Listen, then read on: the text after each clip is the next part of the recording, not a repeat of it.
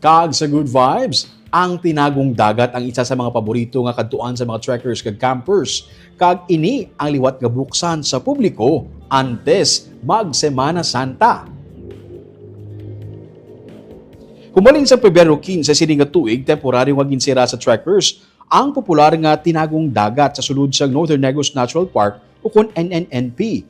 Suno kay Protected Area Superintendent Maria Gina Consolacion Herangaya, ini para matagaan sila sa kahigayunan ang ilang kung makapatigayon sa environmental impact monitoring and assessment. Sa marason nga semana natala na inihimuon sang personnel sang NNNP kag pinaagi sini may baluan ang sitwasyon dito sa area. Kada tuig ini ginahimo para makapahuway makadali ang area gikan sa mga trekkers. Iniabi ang isa sa mga masami nga ginasaka sa mga trekkers.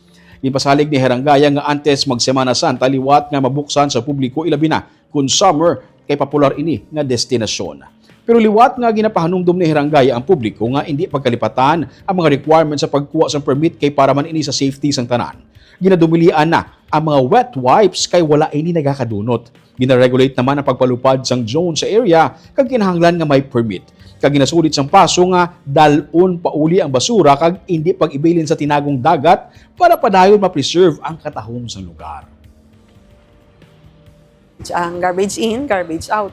So hindi amo na ang problema namon sa mga nga kung illegal trekkers kung wala bala lisensya, hindi namon manan amo nang ilang kung ang basura nila nabilin.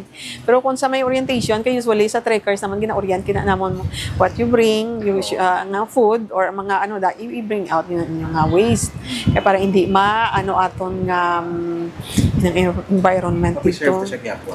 Same time in-enjoy ta siya. Yes, oo. Kay amo ginagapa ang mga basura to, especially sa plastic.